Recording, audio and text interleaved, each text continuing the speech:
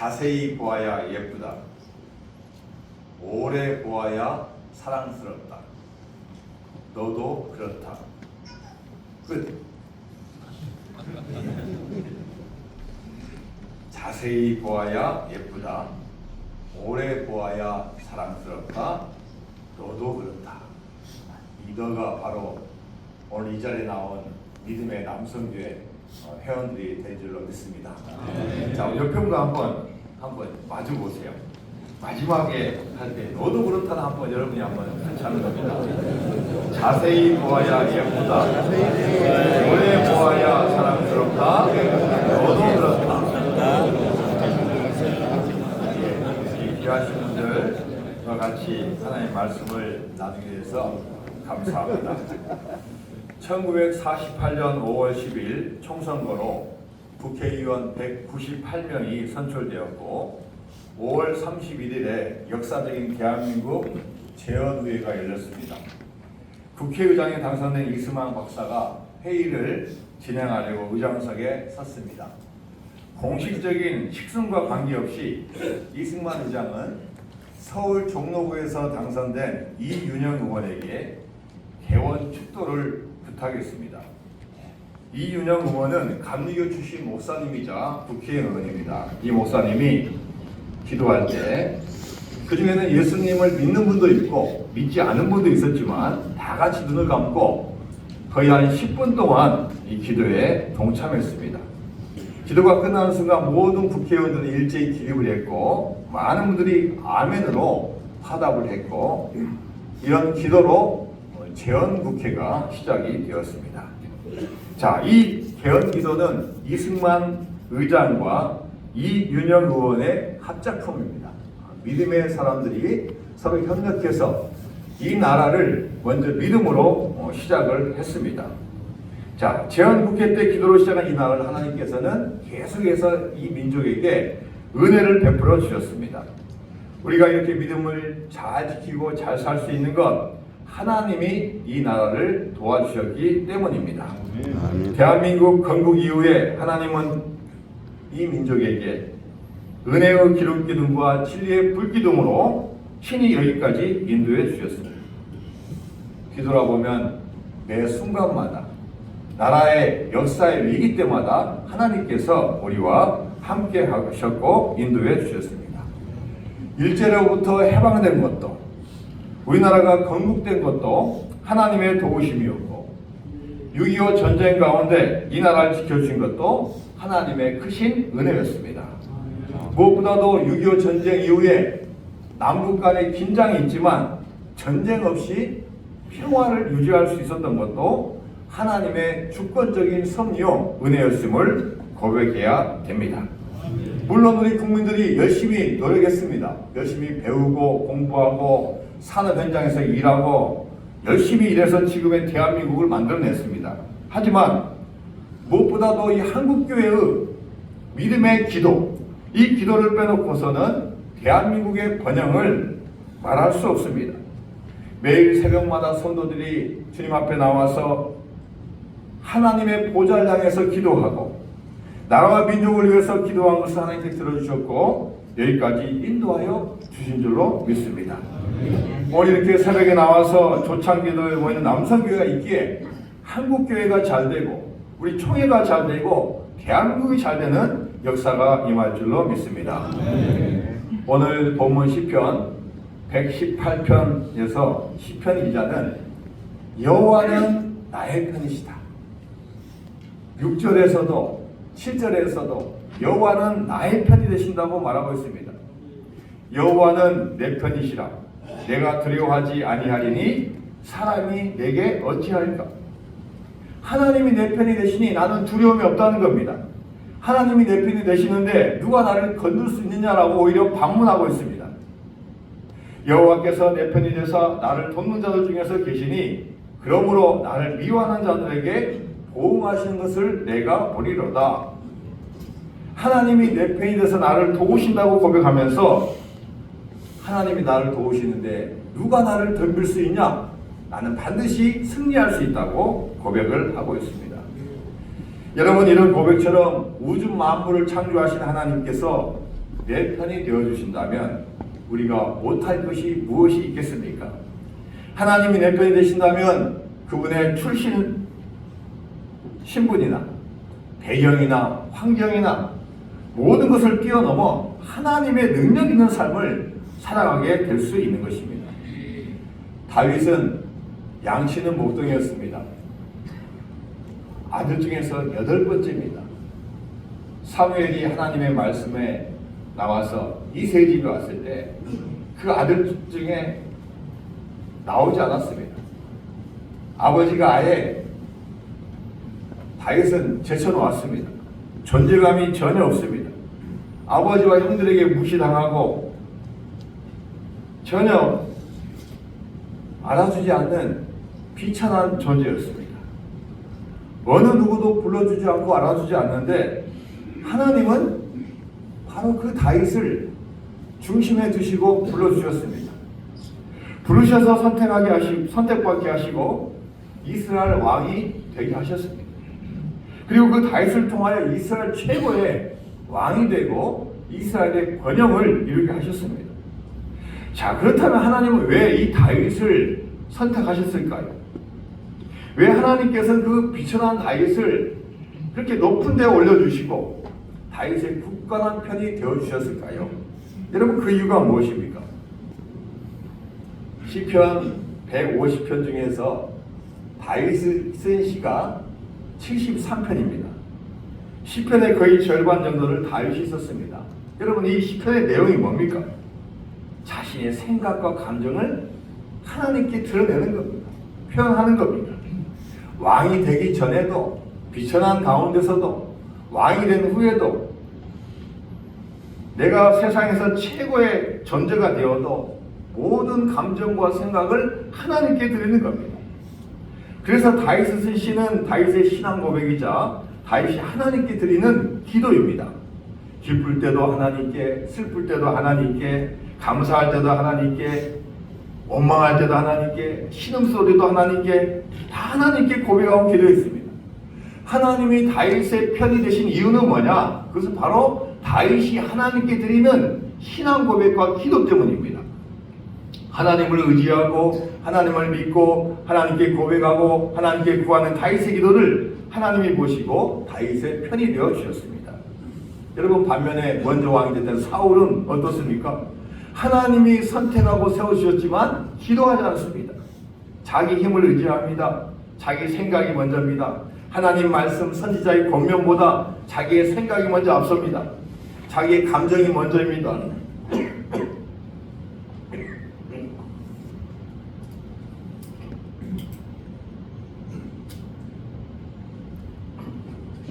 죄송합니다. 다윗을 시기하고 미워하고 증오하는 마음을 가지고 그 감정에 휩싸여서 기도가 나오지 않습니다. 기도하지 않고 하나님의 음성을 듣지 않으니 점점 악해지고 결국 멸망의 길로 갈 수밖에 없습니다. 남선교회 여러분, 지금 이 나라가 어려운 가운데 있습니다. 정치적으로 어려운 상태에 있고 경제도 어려운 가운데 있습니다. 사회의 수많은 문제들이 우리 앞에 놓여 있습니다. 여러분, 이럴 때 우리가 어떻게 해야 되겠습니까? 이 어려움과 많은 고통이 있을 때 오늘 시편의 기자는 하나님께 나와서 간구합니다. 오늘 본문 5절 말씀입니다. 내가 고통 중에 여호와께 부르짖었더니 여호와께서 응답하시고 나를 넓은 곳에 세우셨다. 고통 중에 있을 때, 어려움이 있을 때 하나님께 부르짖었습니다. 나라가 어려움이 있을 때 우리는 부르짖어야 됩니다. 그리고 하나님께서 들으시고 응답하십니다. 그리고 우리를 넓은 곳에 세우신다는 것입니다.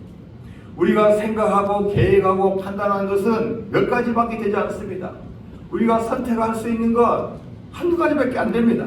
그러나 하나님의 생각과 수는 우리의 머리털보다 더 많으십니다.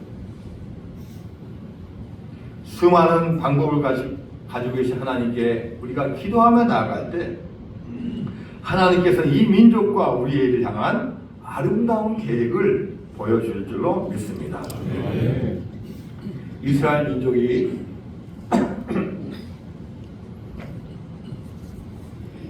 죄송합니다. 남성계 이렇게 전국에 귀하신 분이 오니까 제가 떨려서 그런지 자꾸 이렇게 지치게 합니다. 죄송합니다. 이스라엘 민족이 출애굽에서 광야를 지나갔는데 아말렉 족속이 길을 막습니다. 어쩔 수 없는 전쟁을 해야 됩니다. 여호수아가 장군이 돼서 진두지에서 싸우지. 그때 모세는 산에 올라가서 기도를 합니다. 모세가 손을 들어서 기도하면 그 싸움에서 이기고, 손 흔들기가 힘들어서 손을 내리면은 그 싸움에서 집니다. 그래서 옆에 있는 아론과 홀이 받쳐줍니다. 기도의 손을 받쳐주고 합심해서 기도할 때 하나님께서 그 전쟁을 승리하게 하십니다. 전쟁의 승리, 전쟁의 승패는 무기와 병력과 화력이 있는 게 아니라 기도, 하나님의 능력이 있습니다.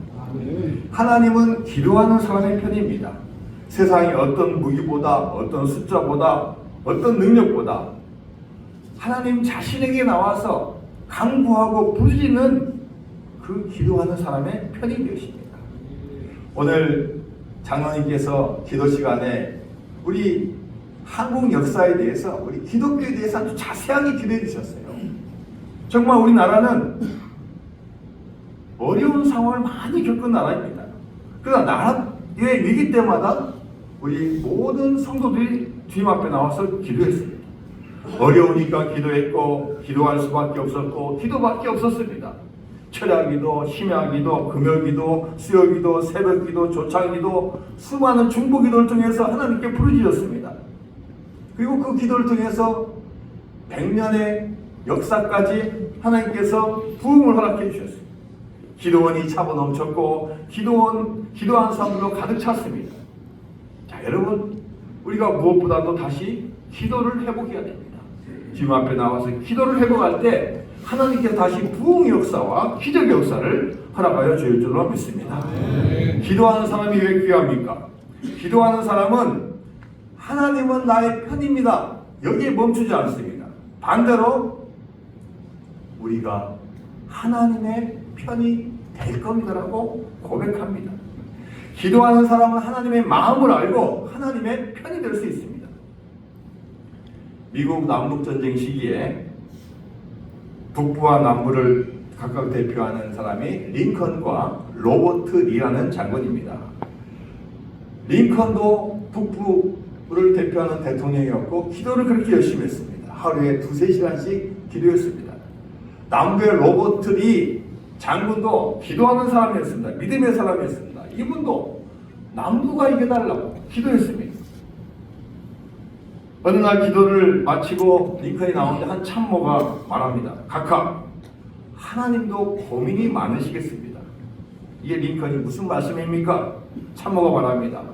남부의 리 장군도 날마다 하나님께 눈물로 기도를 드린다고 합니다. 지금 각각께서 매일 새벽 열심히 기도를 드리고 나오시는 모습을 보면은 저는 기독교인으로서 늘 궁금해했습니다.